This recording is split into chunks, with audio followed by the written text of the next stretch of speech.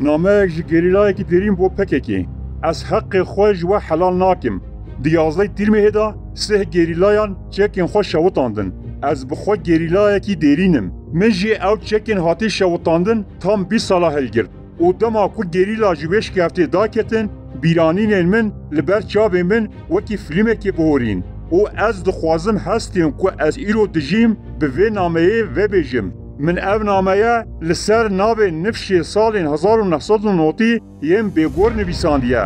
Min ev nameye ji bo malbatên ku şerrê 41 salan de bedel dane û parçe perçe bûye nivîsandiye. Min ev nameye ji bo yên êşkêşandî û xwedîket kadê heqê xwe ji kê helal bikin û ji kê re helal nakin nivîsandiye.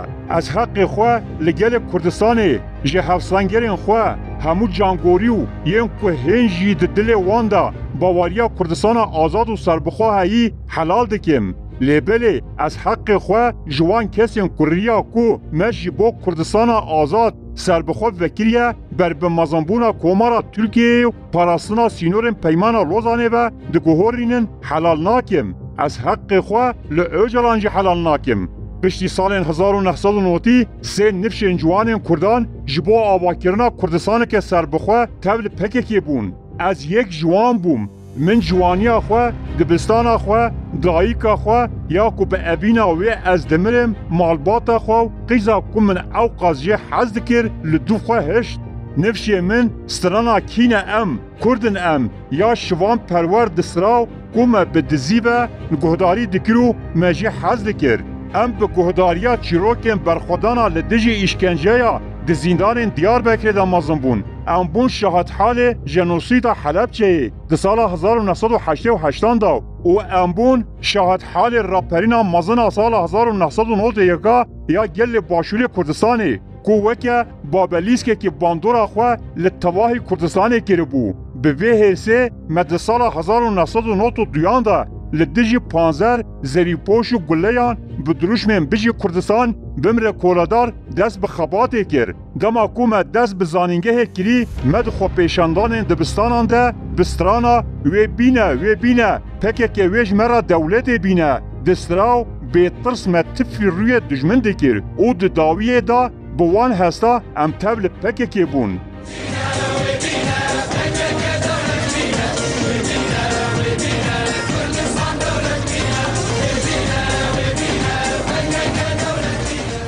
Me qet wêneyekî Öcalan jî nedîtibû. Em ji bo Kurdistanê tev li pekekê bûn.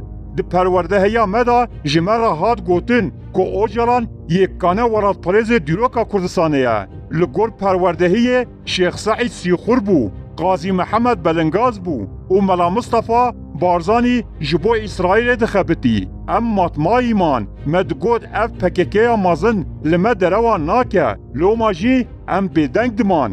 Di sala 1995 da em hatin Başûrê Kurdistanê ji me hat xwastin ku em li dijî baregehek pêşmerger çalekî bikin.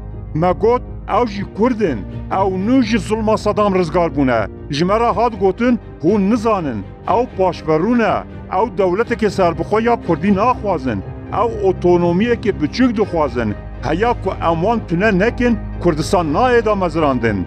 Ji me hat xwastin ku em herin Barzan û gundan bişewitînin. Hevalekê min pirsî em çima wan barzaniyan yên ji enfalê saxmayî dikujin. Lê ferman dijwar bû. Ji ber vê yekê me ew gund şewitandin. Di sala 1999 da me bihîst ku Öcalan birine Tirkiyeyê. Bêguman Öcalan dê li ser xeta bindesan li ber xwe bidaya. Lê Öcalan got ez dixwazim xizmeta dewleta xwe ya Tirk bikim. Öcalan bi qasî misqalek wêrekiya ku jinên ciwan ên ku xwe teqandin nîşan neda. Vê carê jî ji me re hat gotin hûn fêm nakin. Serok bi awayekî klasîk li ber xwe nade. Di sala 1999 da gerîlayên Bakurê Kurdistanê bi fermana Öcalan bê amadekarê hatin başûr. Bi sedan hevalên min li kêleka min şehîd bûn. Di sala 2000 da ji me re hat gotin ku em ê bi pêşmergeyên yenekê reşer bikin. Ji ber ku Öcalan dixwast ji dewleta Tirkiyeyê re îspat bike ku PKK bêguh bide wî. Telîmat ji wir hatin. Me zêdetir ji 200 pêşmergeyên yenekê şehîd kirin. Ciwanên Kurd ku di salên 1990 da ji bo avakirina welatekî azad dest bi tekoşînê kirin.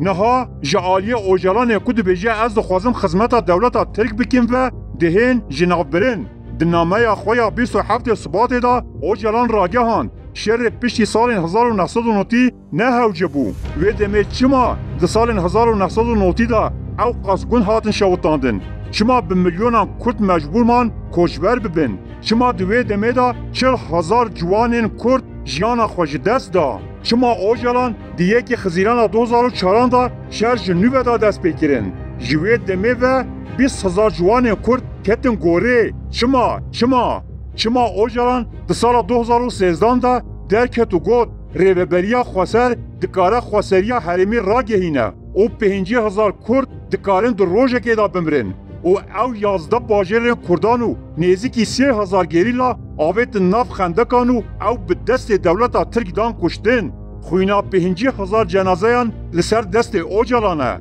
پکیکه ده 41 سالین شهر دا دشتک بر بچاو به دست نخستیه ادعایا کو مناسنامه کرد دا قبول کرن دلوه بلی کو ام ناوی پکیکه ببیسین جی ام کرد بون آمه و دمه تو علاقه و به اوجلان تو نبو او نهاجی تو نیه اوجلان چما بسه که کرد و کردستان تو نبو وی به هزاران جوان کرد تنه جبو ترکرنه ابویا خواه ریکن سر مرنه ریبرین پکی که این وکی جمیل بایق مراد قرایلان دوران قلقان مصطفى قراسو علی حیدر قایتانجی وی چرخات دیجی کردان دزورینن از بدلو جان داخواز دکیم کچک بین دانین جوان کرد ایدی نمرن از جو اوجلان و آلیگیرن وی را حق خواه حلال ناکم بلا خوینا 50,000 جوان کرد حلال نبه